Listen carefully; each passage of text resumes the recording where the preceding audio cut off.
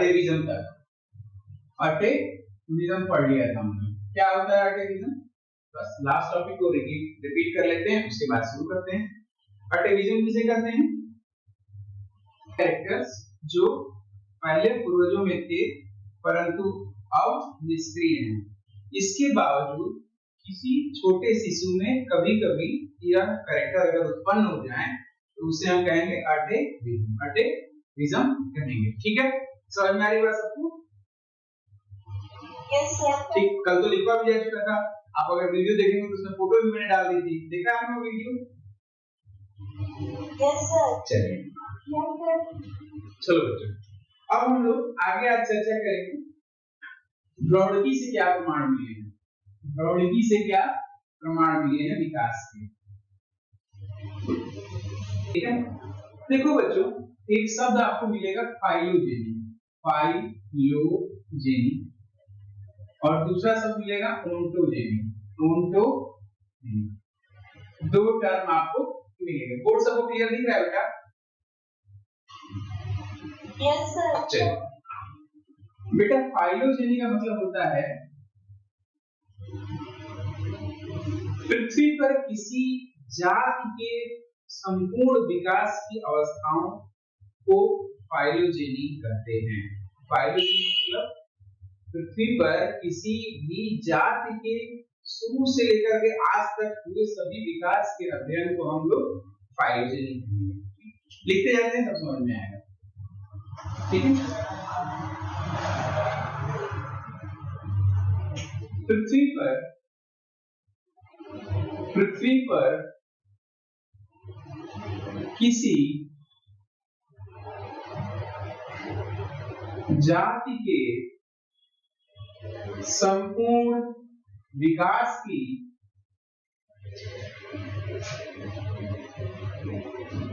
की अवस्थाओं के अध्ययन को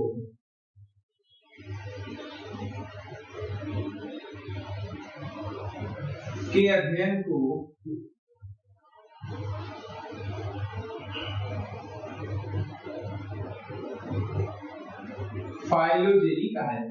फाइलोजेनी कहा जाता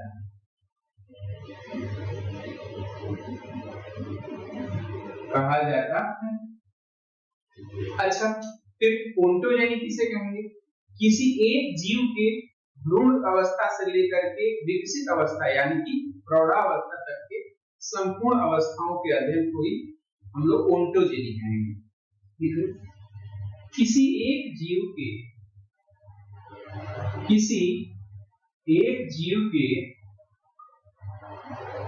के भ्रूणीय अवस्था से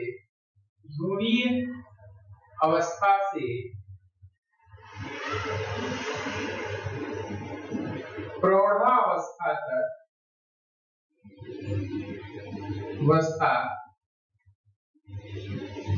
के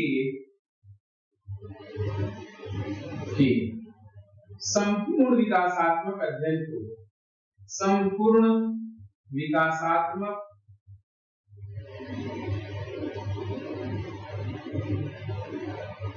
अध्ययन को अध्ययन को ओंटोजेनी कहा जाता है। ओंटोजेनी कहा जाता है।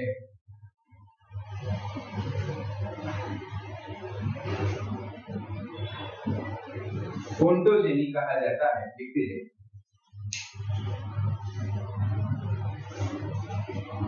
क्लियर दिख रहा है बेटा? क्लियर दिख रहा है?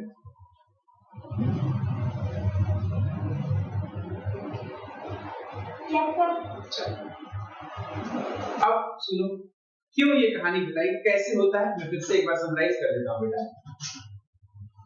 फाइलोजेनी पहले तो जान जाति किसे कहते हैं? एक ही प्रकार के जीवों के समूह को जाति, एक ही प्रकार के जीवों के समूह को जाति कहते हैं। जैसे मनुष्य की एक जाति है, गधों की एक जाति है, इसमें आप अपने आप को ना काउंट करें, मैं गधा जानवर की बात कर रहा हूं। ठीक है, गधों की एक जाति है, खरगोश की एक जाति है, शेर की एक जाति इसी तरह एक प्रकार के जीवों के समूह को हम लोग कहते हैं जाति। ठीक, अच्छा, तो जाति कैसे, उस धरती में पहले तो कुछ भी नहीं था, कैसे धरती पर वो जाति आई और धीरे धीरे डेवलप हुई और यहाँ तक आकर के शेर बन गई, गधा बन गई, मनुष्य बन गई। इस पूरे अवस्थाओं के अध्ययन को बोलेंगे फाइलोजेनी। यानी अगर कोई परिभाषा पूछे कि फाइलोजेनी किसे कहते हैं, तो उसका जवाब हम देंगे कि phylogeny is the study of the development and evolutionary development of a particular species. Hindi में कहें तो कहेंगे कि धरती पर किसी भी जाति के विकास की अवस्थाओं के अध्ययन को हम लोग फाइलोजेनी कहते हैं। पृथ्वी पर की जाति संपूर्ण विकास की अवस्थाओं के अध्ययन को फाइलोजेनी कहा जाता है। ठीक, ये बात समझ में आ गई आप सबको? अच्छा, अब इसके आगे कहानी सुनिए। ओंटोजेनी किसे कहेंगे? अब किसी एक जीव के, पहले तो जीव पैदा सीधे तो हो नहीं जाएगा इतना बड़ा, पहले जीव की भ्रूणीय अवस्था बनेगी, पहले जीव भ्रूण में बनेगा, फिर भ्रूण के बाद से वह जीव बनेगा, धीरे धीरे विकास की अवस्थाओं से होता हुआ एक संपूर्ण जीव, कंप्लीट जीव प्रौढ़ावस्था में पहुंच जाएगा। तो किसी भी जीव के भ्रूणीय अवस्था से लेकर के प्रौढ़ावस्था तक के संपूर्ण विकासात्मक अध्ययन को हम लोग ओंटोजेनी कहते हैं। ओंटोजेनी कहते हैं। क्यों बताया मैंने यह मैंने इसलिए बताया बच्चों, क्योंकि एक वैज्ञानिक हुआ करते थे, उनका नाम था हेकल, Hekel। बोर्ड दिख रहा है बेटा? स्पेलिंग दिख रही है? Yes, sir। उन्होंने कहा ओंटोजेनी रिकैपिटुलेट्स, हिंदी में लिखवा दूंगा बेटा, पहले ये इंग्लिश में याद रख लेना, आवश्यकता पड़ेगी आपको। रिकैपिटुलेट्स फाइलोजेनी। क्या मतलब है इसका? मतलब यह है, अच्छा हाँ, फाइलोजेनी को हिंदी में कहते हैं जाति वृत्त। जाति वृत्त, ठीक है, और इसको कहेंगे व्यक्ति वृत्त। व्यक्ति वृत्त, ठीक। फाइलोजेनी को हिंदी में कहेंगे जाति वृत्त और ओंटोजेनी कहेंगे व्यक्ति वृत्त। क्या मतलब हुआ बेटा? इसका मतलब हुआ कि व्यक्ति वृत्त जाति वृत्त को दोहराता है, जाति वृत्त को दोहराता है। अभी आपको कुछ समझ में नहीं आ रहा होगा, क्यों? ऐसा नहीं चीज समझ में आ रहा होगा, अभी नहीं समझ में आया, जब तक मैं बताऊंगा तब तक कैसे समझ में आएगा? देखो बेटा, क्या मतलब है ये, क्यों बता रहे हैं, क्या मतलब हुआ यार, कि पहले इतना लिख लो फिर बताते हैं क्या लिख लिया है बेटा आपने, इसको लिखते जाइए, फिर जब समराइज करूंगा समझ में आएगा। हेकल ने कुछ जीवों जैसे मेढक, सैलामेंडर, मनुष्य, पक्षी इत्यादि के भ्रूण अवस्था से लेकर के प्रौढ़ावस्था तक का अध्ययन किया। इसको मैं मिटा रहा हूं और लिखते चला जा रहा हूं, मछली, सैलामेंडर,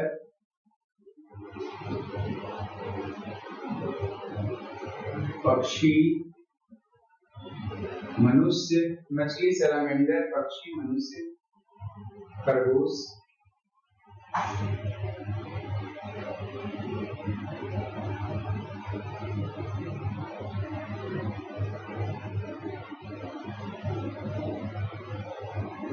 ठीक है। इन पांचों 1 2 3 4 5 6 इन 6 मछली से लेकर, मछली, सैलामेंडर, पक्षी, खरगोश, ये पांच ही है।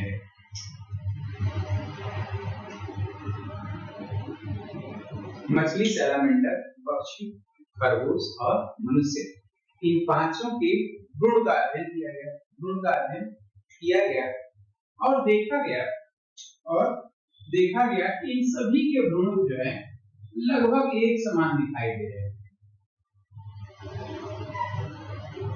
इन सभी का भ्रूण जो है लगभग एक समान दिखाई दे रहे थे। ये आप लोगों को बनाना नहीं है, मैं सिर्फ समझाने के लिए बना रहा हूं।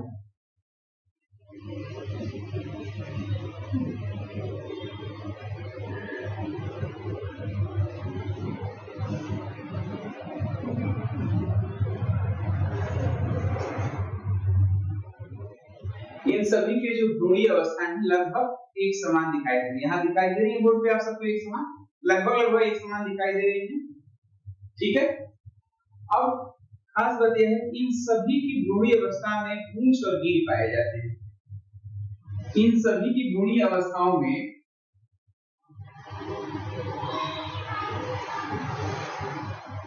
सभी की, मैं लिख दे रहा हूं, आप लोग नोट कर लीजिएगा, भ्रूणीय अवस्थाएं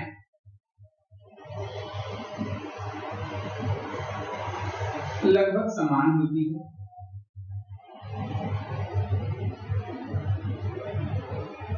समान होती है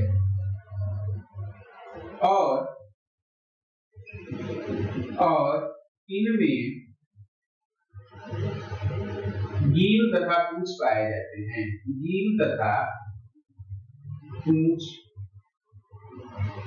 पाए जाते हैं। अतः भ्रूणीय अवस्था में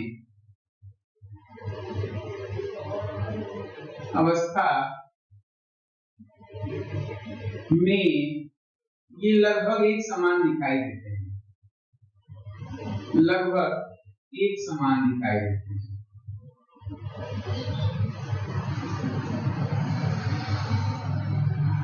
लगभग एक समान दिखाई देते हैं।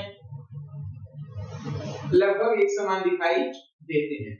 तो जो हेकल ने कहा था कि ओंटोजेनी रिकैपिटुलेट्स फाइलोजेनी, मतलब व्यक्तिगत जात वृत्ति को दोहराता है। जात वृत्ति को दोहराता है, इसका क्या मतलब हुआ?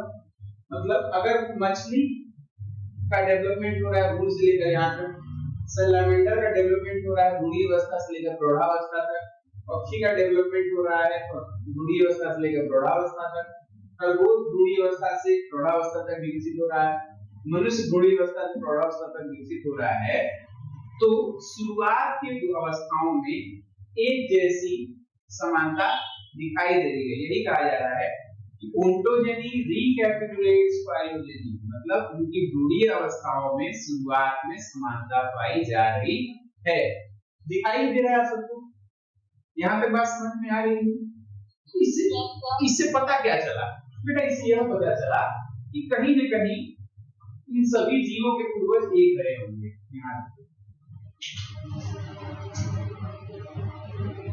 अगर हम यहाँ ऐसे करें, इसके भी पूर्वज यही रहे हैं, कोई न कोई ऐसा पूर्वज रहा होगा। ठीक, अब समझ में आ रहा है। यानी अगर भ्रूणीय अवस्थाएं सबकी समान दिखाई दे रही हैं, तो इससे यह पता चल रहा है कि कहीं न कहीं पूर्वज जो है एक रहे होंगे। ठीक है, पूर्वज एक रहे होंगे। लिख लो बेटा, फिगर बनाने की आवश्यकता नहीं है, बस ये लिख लेना। इन सभी की भ्रूणीय अवस्थाएं लगभग समान होती हैं। इन सभी का मतलब मछली, सैलमेंडर, पक्षी, खरगोश और मनुष्य, ये जरूर लिखना।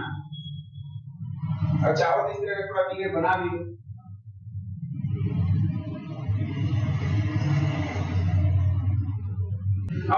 अब तक तुमने भ्रूण से कैसे पता चला कि एक ही पूर्वज से विकसित हुए हैं? इसका प्रमाण भ्रूण से मिल गया। क्यों? क्योंकि भ्रूणीय अवस्था में लगभग सभी जीव एक समान दिखाई देते हैं, इसीलिए हम कह सकते हैं कि हमारे पूर्वज एक रहे होंगे। अब केमिकल के आधार पर हम देख सकते हैं कि हमारे पूर्वज कोई एक रहा होगा, मतलब हम एक समान पूर्वज से उत्पन्न हुए हैं। क्यों? आगे चलते हैं। लिख लिया हो तो बिठाएं। Evidence from biochemistry. Evidence Hindi में लिखवाऊंगा थोड़ी देर में। Evidence of evolution from biochemistry.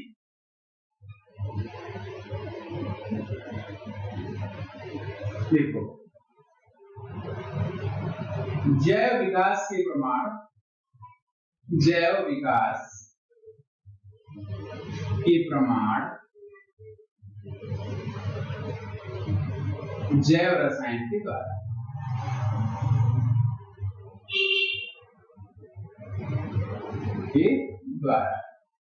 ठीक है। क्या मतलब हुआ बेटा? बेटा आप लोग जानते होंगे कि कशेरुकी जीव भी होते हैं और कशेरुकी भी जीव होते हैं। नाम सुना है आप लोगों ने कशेरुकी जीवों का, जिनमें वर्टिब्रल कॉलम पाया जाएगा कशेरुकी, जिनमें वर्टिब्रल कॉलम नहीं पाया जाएगा अकशेरुकी, ठीक है। उनके बीच में भी एक जीव पाया जाता है हेमिकॉर्ड। पहले देखिए अकशेरुकी जीव और कशेरुकी जीव, मतलब इनवर्टिब्रेट, सबसे पहले यही डेवलप हुए थे, इनवर्टिब्रेट। अगर आप लोगों ने पहली क्लास अटेंड की होगी तो आपको पता होगा कि सबसे पहले इनवर्टिब्रेट से निर्माण हुआ था उन्हीं का, ठीक है। अब अकशेरुकी के बाद यहाँ आ जाएंगे कशेरुकी जीव, कशेरुकी जीव। इसमें आ जाएंगे कौन से? वर्टिब्रेट्स, जिसमें वर्टिब्रल कॉलम हो, वर्टिब्रेट्स। और इसमें आ जाएगा हेमिकॉर्डेटा। इनके बीच में कौन है? हेमिकॉर्डेटा, हेमिकॉर्डेटा या कार्डेट्स, हेमिकॉर्डेट।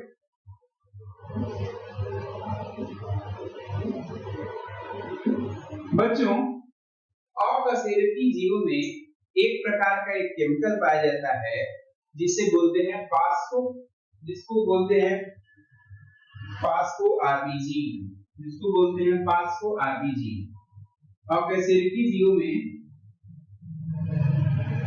फास्फो आरबीजीन नामक केमिकल पाया जाता है। फास्फो आरबीजीन, फास्फो आरबीजीन नामक एक केमिकल पाया जाता है। कशेरुकी जीवों में मिलता है फास्फोकाइटिन या फास्फोक्रिटीन, फास्फोक्रिटीन, फास्फो CRITIN, क्रिटीन।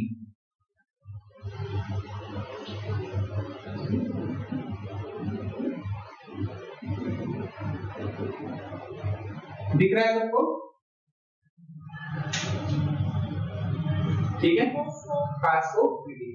फिर से सुन लीजिए, अकशेरुकी जीव में पाया जाता है फास्फो आरबीजीन और कशेरुकी जीव में पाया जाता है फास्फोक्रिटीन। अब अगर हेमिकॉर्डेटा की बात करें तो इसमें दोनों पाया जाता है, इसमें फास्फो आरबीजीन और फास्फोक्रिटीन दोनों पाया जाता है।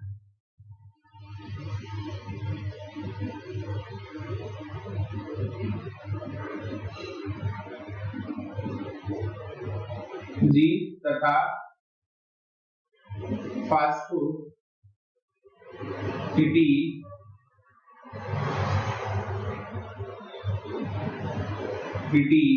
दोनों पाया जाता है। हेमिकॉर्डेटा का उदाहरण है बैलेनोग्लासस, बैलेनोग्लासस, बैलेनोग्लासस एक जीव का नाम है बेटा, ये बैलेनोग्लासस, अंडरलाइन करें। अब सोचो क्या मैं बताना चाह रहा हूं, कैसे यह पता चलता है कि हमारे पूर्वज एक ही रहे होंगे। हम लोगों के पूर्वज कार्डेट, हेमिकॉर्डेट और इनवर्टिब्रेट, हेमिकॉर्डेट और कार्डेट सबके पूर्वज एक जैसे एक रहे होंगे। कैसे पता चला? तो इस प्रकार पता चला बच्चों, क्योंकि कशेरुकी जीव में क्या पाया जाता है? फास्फो आरबीजीन और कशेरुकी पाया जाएगा फास्फोक्रिटीन। उनके बीच में है फास्फो हेमिकॉर्डेटा जिसमें फास्फो आरबीजीन और फास्फोक्रिटीन दोनों पाया जाता है। और यह जो बैलेनोग्लासस है उसको कशेरुकी और कशेरुकी के बीच की कड़ी माना जाता है, इंपॉर्टेंट है बेटा को।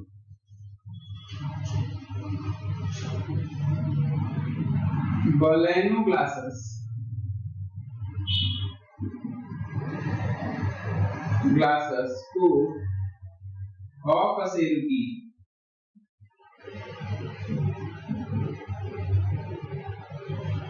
तथा कशेरुकी के बीच की कड़ी माना जाता है।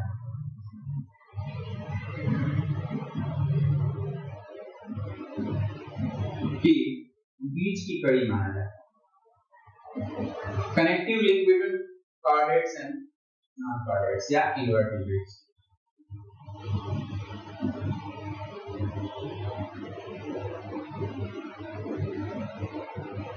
समराइज कर दें क्या कहना चाह रहा हूं। देखो बेटा, मैं कहना चाह रहा हूं आप भी जीन पाया जा रहा है, इसमें भी आपकी जीन पाया जा रहा है, इसमें क्रिएटिन पाया जा रहा है, इसमें भी क्रिएटिन पाया जा रहा है। ठीक, इसका मतलब यह हुआ कि जो हेमिकार्डेट है और इनवर्टिब्रेट है और वर्टिब्रेट है, इनकी कोई पूर्वज एक रहे होंगे, कोई पूर्वज एक रहे होंगे। पहले क्या हुआ, ऑक्सासिलिटी से हेमिकार्डेट बना होगा, ऑक्सासिलिटी से हेमिकार्डेट का निर्माण हुआ होगा, ऑक्सासिलिटी से हेमिकार्डेट का निर्माण हुआ, हेमिकार्डेट से कसेलिटी का निर्माण हुआ होगा। इसीलिए अगर बीच में है, हेमिकार्डेट क्या है, बीच में है, और इस बीच में होने की वजह से इसमें दोनों गुण, दोनों केमिकल पाए जा रहे हैं। ठीक, समझ में आई बात? Yes sir. यहाँ उपस्थित सभी लोग, अर्जुन काफी देर से ज्वाइन किए।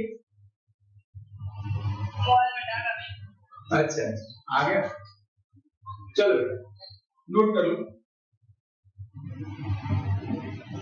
तो अब इसको बनाने के बाद लिख लीजिए, उपरोक्त से यह प्रमाण मिलता है कि अकशेरुकी तथा कशेरुकी जीवों के पूर्वज एक ही रहे। लिखिए, उपरोक्त से यह प्रमाण मिलता है कि अकशेरुकी जीवों के पूर्वज, अकशेरुकी तथा कशेरुकी जीवों के पूर्वज एक ही रहे।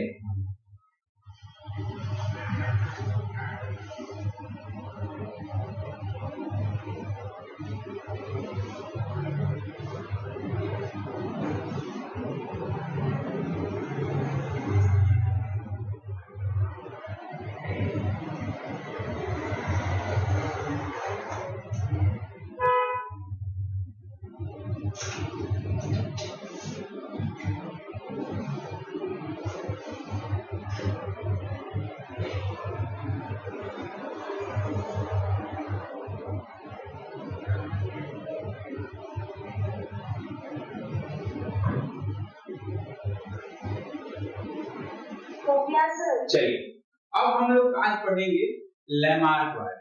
ठीक, बड़ा इंपॉर्टेंट टॉपिक है, धीरे धीरे हम लोग समाप्ति की तरफ बढ़ रहे हैं। 2-3 क्लास में खत्म हो जाएगा अपना इवोल्यूशन, उसके बाद एक टेस्ट होगा। ठीक, देखते हैं उसमें आप लोग कितनी मेहनत करते हैं। हाँ ये है कि क्या करोगे, ऑफलाइन टेस्ट होगा, देख लेंगे ऑफलाइन ऑनलाइन कैसा जैसा भी बेटर रहेगा। ठीक है, हाँ बस शर्त ये है कि आप चीटिंग नहीं करेंगे। अगर ऑनलाइन होगा तो ईमानदारी आप लोगों पर है, आप लोग चीटिंग ना करें। और फायदा क्या है, नकल मारना कोई फायदा ही नहीं है, जब आप खुद आप लोगों को बेनिफिट होना चाहिए। टेस्ट तो इसीलिए देते हैं। चलिए बेटा, तो इंपॉर्टेंट टॉपिक है, कई बार छोटा-छोटा एग्जाम में पूछा है। क्या डीएनए से इसका निर्माण होगा, ऐसे लिख लेते हैं, जनरल टॉपिक है, स्टार वाला लिखना है आप लोगों को। डीएनए से एमआरएनए बनता है और एमआरएनए से प्रोटीन का निर्माण होता है। ठीक है, डीएनए से एमआरएनए बनता है, एमआरएनए से प्रोटीन का निर्माण होता है। ठीक, और इसी को सेंट्रल डोग्मा बोलते हैं। डीएनए से एमआरएनए बने और एमआरएनए से प्रोटीन बनने की पूरी प्रक्रिया को सेंट्रल डोग्मा बोलते हैं, सेंट्रल डोग्मा। और यह पिछली बार हाफ ईयरली एग्जाम में पूछा गया था कि सेंट्रल डोग्मा किसे कहते हैं। कुछ नहीं, सीधा सीधा एक लीनियर डायग्राम बनाना है। डीएनए से एमआरएनए का निर्माण होता है, एमआरएनए से प्रोटीन का निर्माण होता है, और इस संपूर्ण को एक साथ मिला करके सेंट्रल डोग्मा का। ठीक, क्लियर हो गया सबको? Yes sir. चल, तो ये क्वेश्चन भूलना मत बेटा, क्योंकि परीक्षा में अगर अच्छे से पढ़ाई कर लिया आप लोगों ने, 74% से ऊपर मार्क्स मिल गए, तो मध्य प्रदेश गवर्नमेंट से आपको एक लैपटॉप मिल जाएगा। लैपटॉप चाहिए कि नहीं चाहिए? यस सर चाहिए ना, तो थोड़ा मेहनत कर लोगे तो नंबर भी अच्छे पा जाओगे और लैपटॉप गिफ्ट मिल ही जाएगा। थैंक्स कह देना।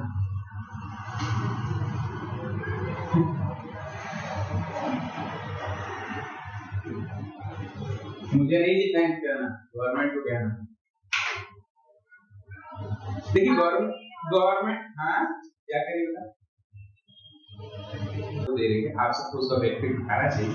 तो जैसा बताते जा रहे हैं ना, आप लोग प्रॉपर नोट्स बना लीजिए और रोज सुबह उस नोट्स से एक बार पढ़ लेंगे बस, ठीक है। लास्ट टाइम आपको पढ़ने के लिए इच्छा ही नहीं करेगी, सब याद रहेगा आपको, ठीक है। बाकी वीडियोस को नहीं कान लगा के सुनते रहा करिए, सुनने से बहुत सारी चीजें ध्यान आती हैं। और YouTube पे फालतू वीडियो देखने से अच्छा है कि अपना क्लास का वीडियो लगा के देखिए। चलिए अब हेडिंग डालिए लैमार्कवाद। लैमार्कवाद, लैमार्कवाद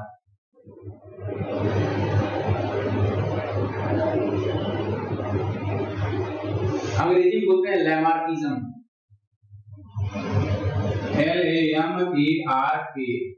LAMARKISM, लैमार्किज्म, ठीक है। मैं यहाँ पर फोटो डाल दूंगा लैमार्क साहब का।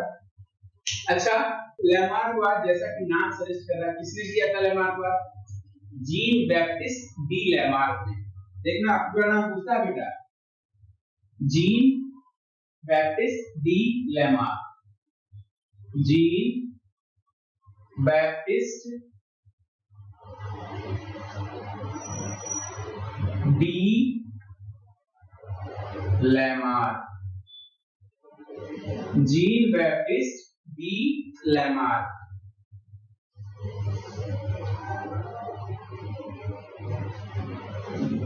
ने 1809 में अपना विकासवाद का सिद्धांत दिया, विकासवाद का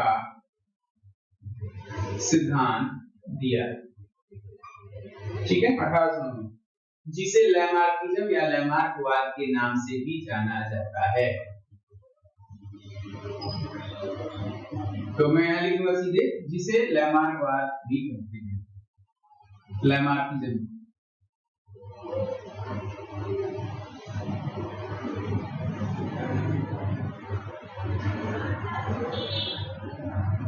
क्वेश्चन कैसे पूछेगा जानते हो? लैमार्कवाद पे कैसे क्वेश्चन पूछेगा? छोटे क्वेश्चन तो पूछ ही देगा कि भाई 1 नंबर 2 नंबर में कि लैमार्क का पूरा नाम क्या था? तो जीन बैप्टिस्ट डी लैमार्क था। कहां के रहने वाले थे? फ्रांस के रहने वाले थे। कहां के रहने वाले थे ये? फ्रांसीसी वैज्ञानिक थे, फ्रांस के रहने वाले थे, फ्रांसीसी जैव वैज्ञानिक थे या जीव विज्ञानी, बायोलॉजिस्ट, जीव वैज्ञानिक थे, जीव वैज्ञानिक थे। और इससे एक प्रश्न और पूछता है, इन्होंने कौन सी पुस्तक लिखी है? किस पुस्तक के अंदर उन्होंने अपने इस सिद्धांत को लिखा है? तो फिलॉसफिक जूलॉजी नामक किताब में इस नियम को, इस बात को लिखा है, फिलॉसफिक जूलॉजी। इनकी पुस्तक का नाम है फिलॉसफिक जूलॉजी।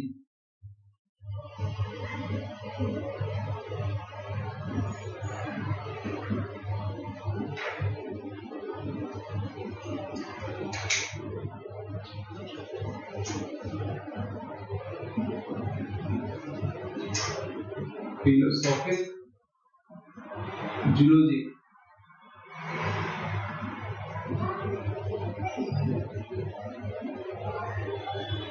इनकी पुस्तक का नाम है फिलोसॉफिक जूलॉजी, ठीक है, याद रहेगा।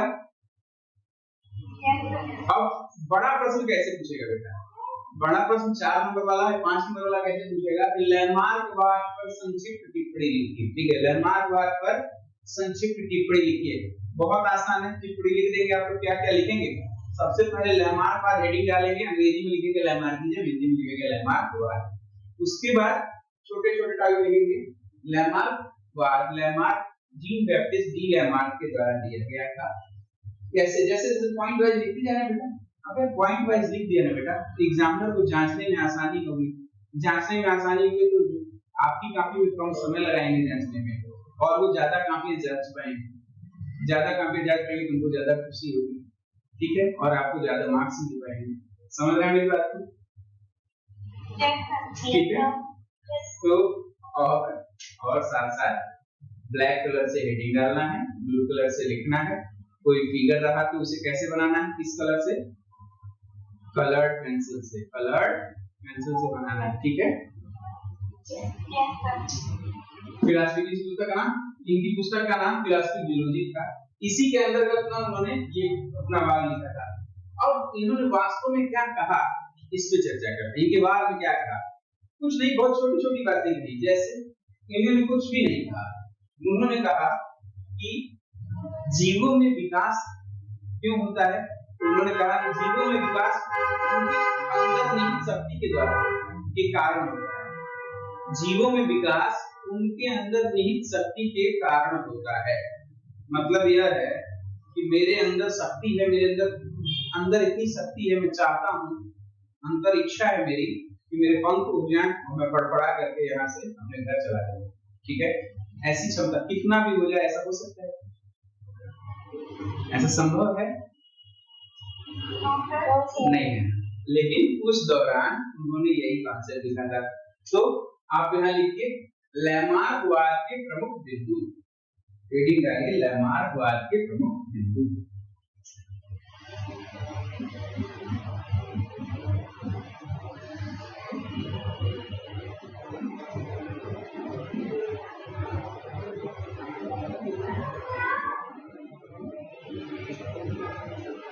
इसमें पहला वाद है जीवों की आंतरिक इच्छा शक्ति या आंतरिक शक्ति के कारण विकास का होना।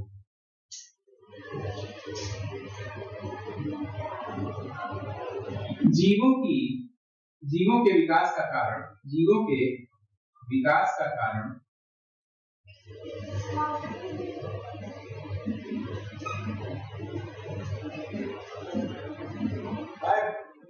उनकी आंतरिक इच्छा शक्ति है, उनकी आंतरिक इच्छा शक्ति है। इन्होंने यह कहा, एक पॉइंट इन्होंने ये दिया। मैं एक बार फिर से दोहराना चाहूंगा बच्चों, मेरे अंदर कितनी भी आंतरिक इच्छा शक्ति आ जाए, कितना भी, जब तक सुपर नेचुरल पावर ही ना आ जाए, तब तक इच्छा शक्ति होने से भी हमारे शरीर में पंख डेवलप नहीं हो सकते, इस तरह का कोई विकास नहीं हो सकता, ठीक है। आप लोगों में कितनी भी आंतरिक इच्छा शक्ति आ जाए, यूट्यूब वीडियो देखने से आप लोगों को कोई रोक नहीं सकता, रील्स देखने से कोई रोक नहीं सकता, आप लोग अलग ही दिशा में बह रहे हैं, है कि नहीं।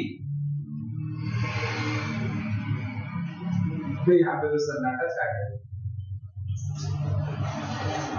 ऐसे साइलेंट हो जैसे रील देखते ही नहीं। अच्छा ठीक है बेटा, जीवों के विकास का कारण उनकी आंतरिक इच्छा शक्ति का पहला बिंदु हो गया। अब उन्होंने दूसरा बिंदु दिया कि वातावरण का जीवों के विकास पर सीधा प्रभाव पड़ता है। यह बात तो मैं मान सकता हूँ, मैं क्या सभी लोग मानते हैं। जीवों के विकास पर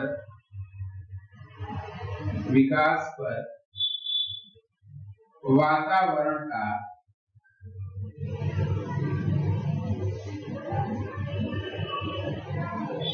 सीधा प्रभाव पड़ता है।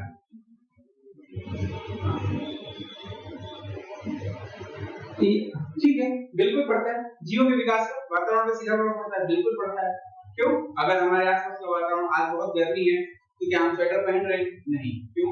क्योंकि बहुत ज्यादा गर्मी। जब बहुत ज्यादा ठंडक लगती है तो हम क्या करते हैं? क्या कर लेते हैं? स्वेटर पहन लेते हैं। तो इसका मतलब यह है कि जीवों के विकास पर उसके आसपास के वातावरण का प्रभाव पड़ता है।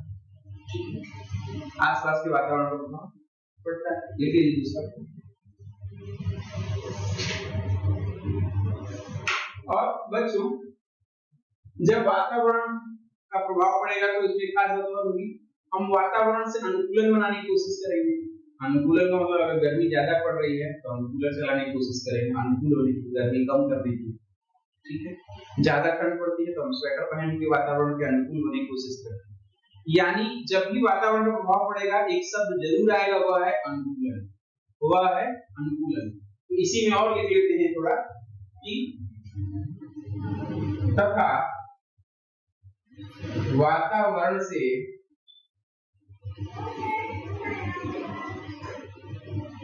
सामंजस्य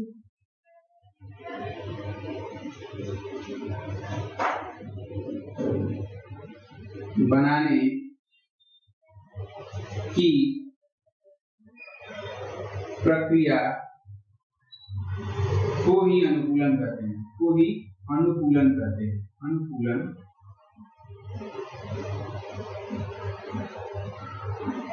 कहते हैं। तीसरा पॉइंट, ये बेटा समझ में आ रहा है ना? ये लाइन क्लियर हो रही है सबको? सबको क्लियर हो क्या लिखा गया है, इसका मतलब क्या है? यहाँ घुस रहा है हार्ड डिस्क, सबके यहाँ हार्ड डिस्क में चला जा रहा है।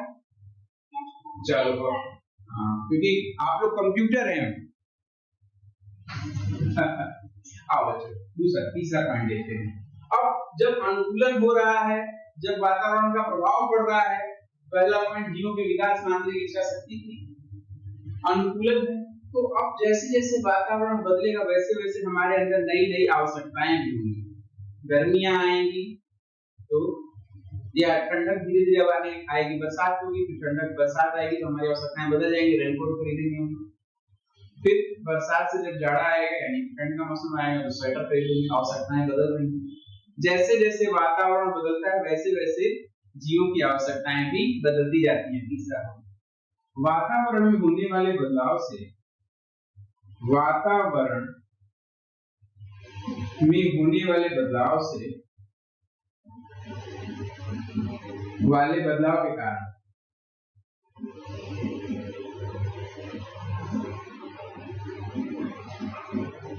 जीवों की आवश्यकताएं भी बदल जाती हैं।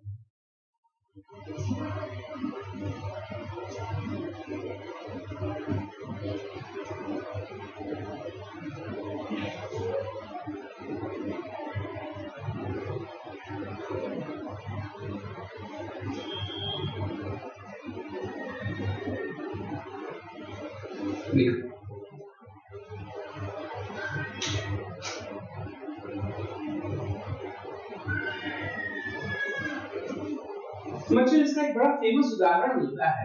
यह तो हमने लाइव से आपको बताया कि भाई जैसे जैसे वातावरण बदलेगा हमारा वैसे वैसे हमारी आवश्यकताएं बदलेंगी, तो हमें भी चीजें बदलनी पड़ेंगी। लेकिन इसका एक बड़ा फेमस उदाहरण है, क्या? बतख देखा है आप लोगों ने? ऐसा माना जाता था कि बतख पहले स्थल पे रहता था। कहाँ रहता था? पहले टेरेस्ट्रियल सरफेस यानी कि स्थलीय स्थान पर रहता था। परंतु जैसे जैसे भीड़ बढ़ गई, यहाँ पे ज्यादा बतख हो गए, ज्यादा पक्षी हो गए, तो यहाँ पर स्थल एरिया पर भोजन की कमी पड़ गई। भोजन की कमी पड़ने से क्या हुआ? अब धीरे धीरे बतख को बार बार नदी के किनारे जाकर के खाना मिलता था, नदी के किनारे या नदी में जाके खाना मिलता था। तो शुरुआत में उसके पंजे थे, धीरे धीरे उनके पंजों में जालियां बन गई और वो तैरने के काम में आने लगी, तैरने के काम में आने लगी। ठीक है, यह है जैसे आवश्यकताएं बदली हैं वैसे वैसे शरीर में भी परिवर्तन हुए। इसका उदाहरण है, उदाहरण भी लिख लेना, इसका एक फेमस उदाहरण, इसका उदाहरण लिख लेना, मैं बोल दे रहा हूँ।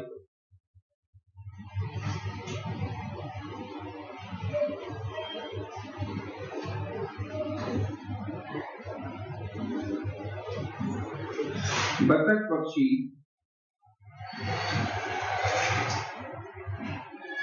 पहले स्थलीय क्षेत्र में रहता था,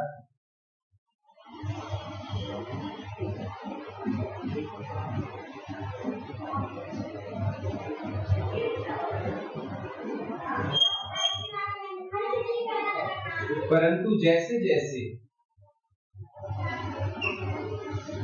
भोजन की कमी, स्थल पे भोजन की कमी होने लगी,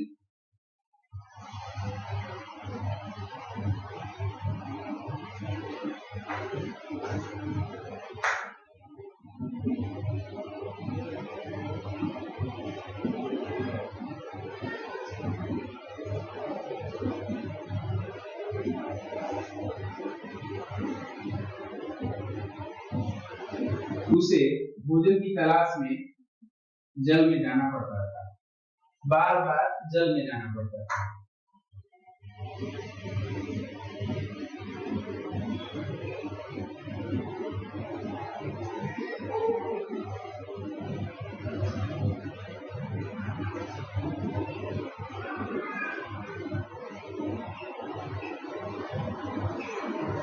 बार बार जल में जाना पड़ता था।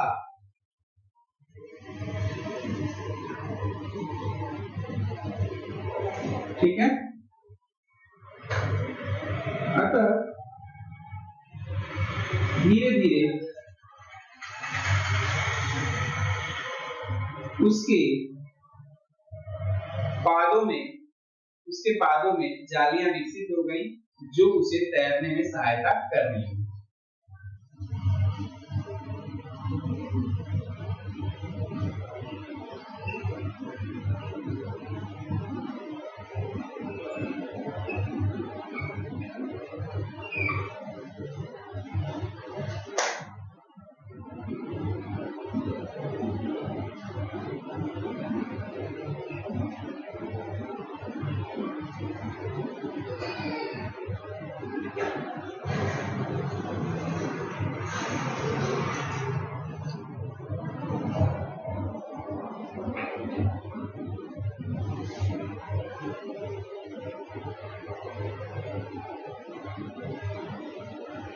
ठीक है, ये तो हो गया। अब आप लोग एक प्रश्न पूछोगे सर, मान लीजिए कोई बतख है, उसे भोजन नहीं मिला, चलिए वो चला गया सर, बात समझ में आती है, जल के पास जाने लगा, वह डेवलप कर गया, बाद में उसके अंदर जालियां भी आ गई, ये भी बात आप लोग मान लीजिए। लेकिन आप लोग यह पूछोगे सर, तो क्या यह गुण उसके बच्चों में भी ट्रांसफर हो जाएगा? उसके बच्चों में भी ट्रांसफर हो जाएगा, इसका मतलब कि जीन में परिवर्तन होगा। चलिए, तो लैमार्कवाद का फेमस जो पॉइंट है वह है उपार्जित लक्षणों की वंशागति का सिद्धांत। उपार्जित लक्षणों की वंशागति का सिद्धांत। तो अब क्या हुआ है, बतख ने क्या डेवलप कर लिया है, कौन सा गुण उपार्जित किया है? आंतों में जाली, आंतों में जाली, यह क्या हुआ है, इसकी उपार्जित लक्षणों की। उपार्जित लक्षण क्या है? हाथों में जाली का उत्पन्न होना, यह उसका उपार्जित लक्षण है। अब जो नए बतख पैदा होंगे, उसके स्पर्म से जो नए बतख पैदा होंगे, वह उन बतखों में आंखों में जालियां पाई जाएंगी। ऐसा किसने कहा था? लैमार्क ने कहा था। तो चौथा पॉइंट कर लीजिए, उपार्जित लक्षणों की वंशागति का सिद्धांत किसने दिया था? लैमार्क ने। चौथा पॉइंट है उपार्जित लक्षणों की वंशागति।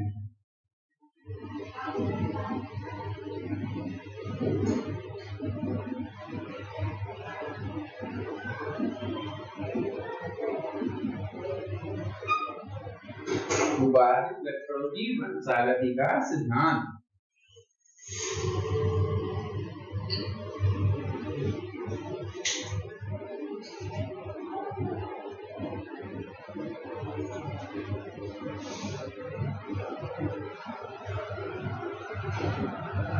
ठीक है, ये समझ में आएगा। एक पॉइंट और बहुत इंपॉर्टेंट उन्होंने दिया कि जिस अंग का हम लोग उपयोग नहीं करते हैं वह धीरे धीरे नष्ट है, जिस अंग का हम उपयोग करते हैं उनमें ही विकास होता रहता है, उनमें ही विकास होता रहता है।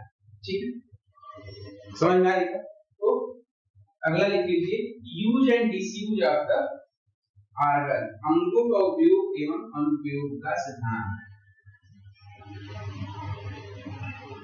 अंगों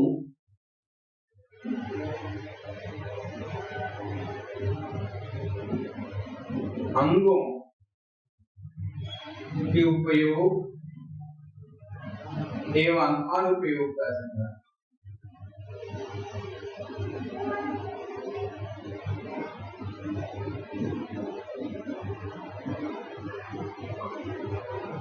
बेटा ये इंपॉर्टेंट, वेरी इंपॉर्टेंट, ये वेरी इंपॉर्टेंट, इसे भूलिए मत। वैसे यह पांचों ही वेरी वेरी इंपॉर्टेंट है। कोई आपसे पूछे कि लैमार्कवाद को स्पष्ट करें तो आप 5 बिंदुओं से उसे स्पष्ट कर देंगे। पहला बिंदु क्या है? पहला बिंदु है जीवों का विकास उनकी आंतरिक इच्छा शक्ति के कारण हुआ। जीवों का विकास उनकी आंतरिक इच्छा शक्ति के कारण हुआ। दूसरा है जीवों के विकास पर वातावरण का सीधा प्रभाव पड़ता है। तीसरा क्या था? नए वातावरण के सीधे प्रभाव के कारण नई नई आवश्यकताएं उत्पन्न होती हैं, अनुकूलन बनाने के लिए नई नई आवश्यकताएं उत्पन्न होती हैं। मतलब वातावरण बदलाव में जीवन में आवश्यकताएं भी बदल जाती हैं। और चौथा उपार्जित लक्षण, और जो उपार्जित लक्षण है, ठीक है, उनकी ही वंशागति होती है। और जिन अंगों को हम यूज नहीं करते हैं वह धीरे धीरे नष्ट हो जाते हैं, तथा जिन अंगों को हम ज्यादा इस्तेमाल करते हैं उन्हीं में विकास होता चला जाता है और वो बड़े साइज के हो जाते हैं। क्लियर है रामा?